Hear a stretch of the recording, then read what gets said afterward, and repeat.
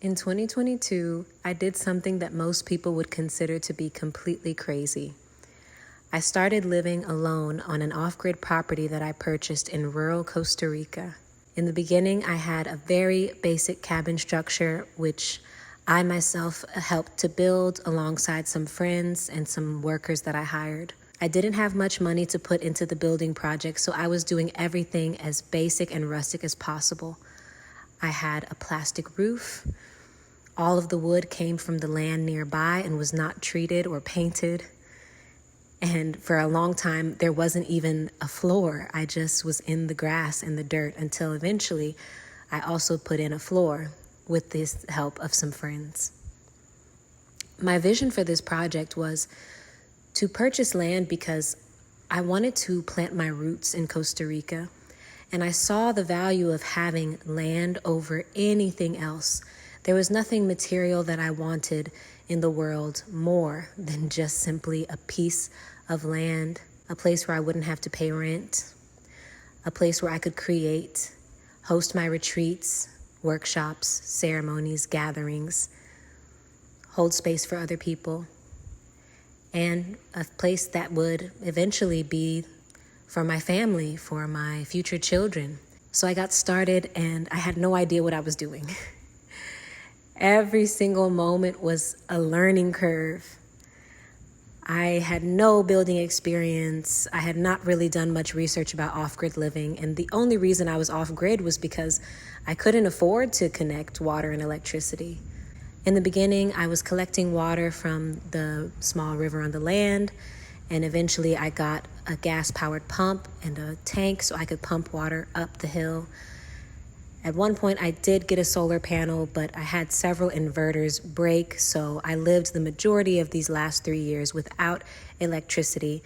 And also last year, the water pump also broke. So I also have lived most of the time without running water. This experience has been so humbling. I've realized just how much work and community it takes to upkeep a project of this level. But no matter the challenges, no matter the hardships or the tears, I've continued forward and I've maintained my vision. I want a safe space to be for myself and for others. I want a safe space where people can come and reconnect with nature, reconnect with their inner child, where people can heal and experience this off-grid lifestyle. And so along the way, I have hosted over 20 retreats on this land. I've had volunteers come. I've had gatherings and ceremonies. It has been nothing short of a blessing, but it also has been a huge challenge. I have had many people come and help me on the land. I've had friends come and visit. I've also had volunteers who did month-long or 2-week-long stays with me, where in exchange for their work, they stayed for free. I've had some community work days, and of course, I've also hired local people to do certain projects that were outside of my ability. However, I have been the sole caregiver and the main person who has been on the land for this entire project. I consider myself to be a steward over these lands more so than an owner of a property, because I believe you really cannot own the earth. I truly have a relationship with this land. I love and respect this land, and I steward it with honor and respect. Ultimately, all of the hard work has been worth it because the people who have come to my land for retreats and gatherings have had life-changing experiences. I've had people as young as 18 years old and as old as 62 years old come to this land and feel its magic and tell me that they see my vision and encourage me to keep going. And it is because of them that I have stayed strong and steady in continuing this work, no matter how hard it is. But living off the grid with no internet connection, no electricity, in some ways has limited me from being able to have access to different streams of income. And this is why I rely heavily on fundraising and donations to keep the project going.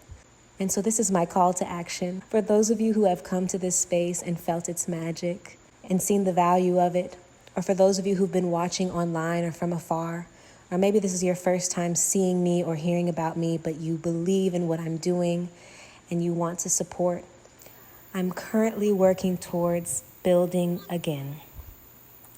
Because after these years of these tropical storms that hit here in Costa Rica, and this wood that I got from the land that was not treated, a lot of it's degrading, a lot of it's full of bugs. The way that the storms truly come into the cabin when it's storming, it's to the point where it's not quite as comfortable for me, and I would really like to make a better space for myself and for others. And to top it all off, in 2025, I became pregnant with my first child. So as I'm creating this video, I am currently 6 months pregnant.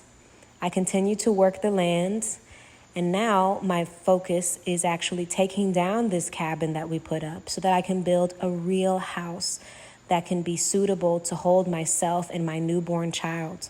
I am a single mother, so it's just myself, my child, and my dogs at this point living on the land.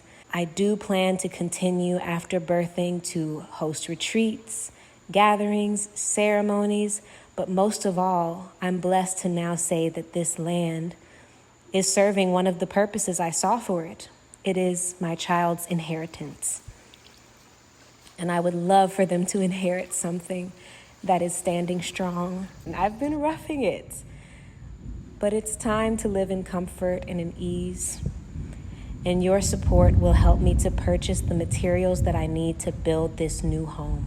If you feel it on your heart to support me, here's my GoFundMe. Any donation counts. Any donation can make a difference.